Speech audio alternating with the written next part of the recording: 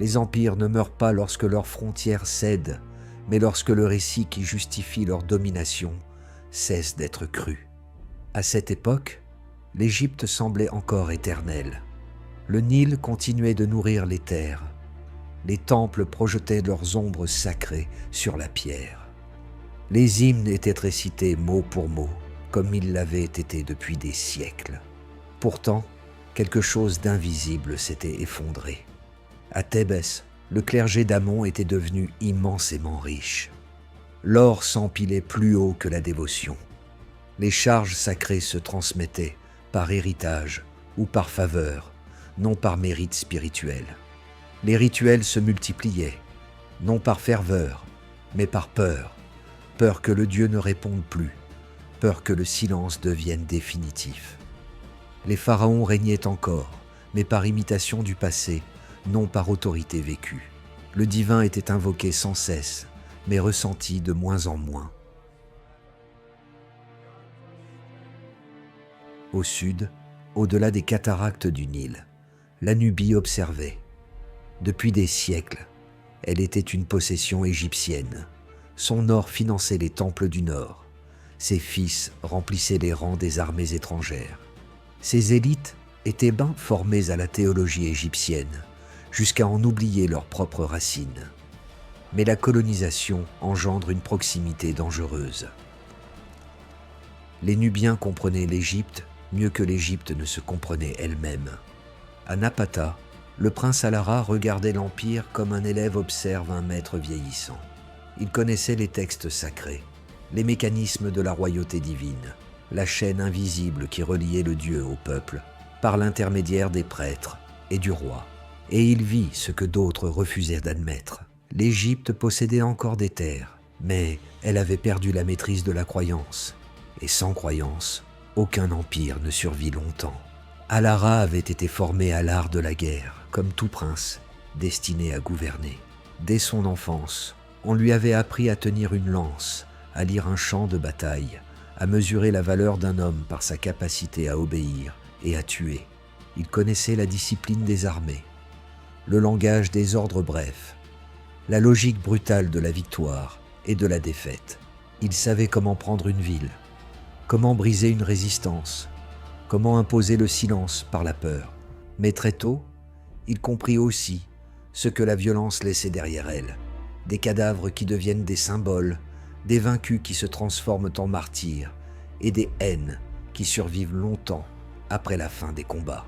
La force pouvait soumettre un corps. Elle ne gouvernait jamais l'esprit.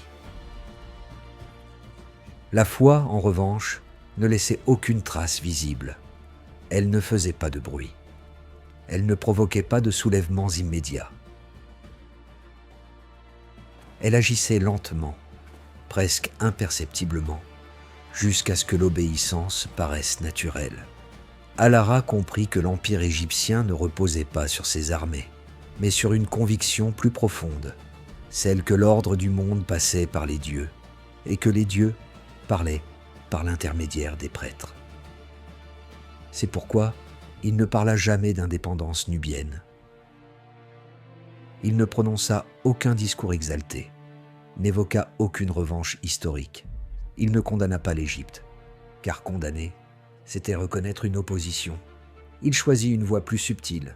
Il parla de pureté, d'équilibre, de mémoire, de ce que signifiait réellement servir Ammon, de ce que les anciens textes exigeaient avant d'accorder la faveur divine. Ces concepts étaient si profondément enracinés dans la théologie égyptienne qu'aucun prêtre ne pouvait les rejeter sans renier sa propre fonction. Lorsque des prêtres de Thèbes voyageaient vers le sud pour inspecter, pour enseigner, ou simplement pour fuir l'atmosphère étouffante des temples du nord, Alara les recevait avec une humilité calculée. Il ne se posait pas en maître spirituel. Il les laissait parler. Ils évoquaient la corruption, la confusion des rites, la multiplication des cérémonies vides de sens. Il se plaignait de signes divins devenus rares, ambigus, silencieux. Alara ne confirmait jamais leurs craintes. Il ne les contredisait pas non plus. Il posait des questions simples, presque innocentes. Quand avez-vous ressenti la présence d'Ammon pour la dernière fois ? À quel moment un rituel vous a-t-il apporté la certitude et non l'habitude. Ces questions n'exigeaient aucune réponse immédiate. Elles s'installaient dans l'esprit. Elles les accompagnaient sur le chemin du retour, plus lourdes que n'importe quel décret. Alara savait que les prêtres constituaient la véritable infrastructure de l'Empire. Les rois ne régnaient que tant que le clergé confirmait leur légitimité divine. Détruire un trône ne suffisait pas. Il fallait déplacer la foi qui le soutenait. Et pour cela, l'épée était inutile. Seule la conviction pouvait accomplir une telle transformation. Jebel Barkal s'élevait brusquement de la plaine nubienne, sa silhouette évoquant un serpent couronné, hiéroglyphe vivant façonné par les dieux. Pour les Égyptiens, c'était la demeure méridionale d'Amon. Pour les Nubiens, un lieu ancestral, plus ancien que tout empire. Alara en fit le cœur de sa stratégie. Les rituels qu'il y organisait étaient sobres, presque sévères. Peu d'or, peu de faste. L'accent était mis sur la discipline, la retenue, le respect silencieux. La montagne parlait d'elle-même, le vent, les ombres, l'immobilité écrasante de la pierre. Peu à peu, les prêtres commencèrent à murmurer. Ils parlaient de prières plus claires, de songes plus nets, d'un sentiment d'alignement qu'ils n'avaient plus ressenti à Thèbes depuis longtemps. Alara ne confirma jamais ces paroles. La foi est plus forte lorsqu'on croit l'avoir découverte seule. À Thèbes, l'inquiétude grandissait, les offrandes augmentaient, les cérémonies devenaient plus complexes, mais le dieu semblait toujours lointain. Certains osèrent enfin formuler l'hypothèse la plus dangereuse. Et si Ammon s'était retiré? Au sud, Alara proposa une interprétation simple et redoutable. La présence divine n'était pas acquise une fois pour toutes. Ammon ne résidait pas dans une ville par tradition, mais là où il était honoré avec justesse. Ce n'était pas une hérésie, c'était la doctrine, réordonnée. Si le dieu semblait absent à Thébès, ce n'était peut-être pas par colère, mais par choix.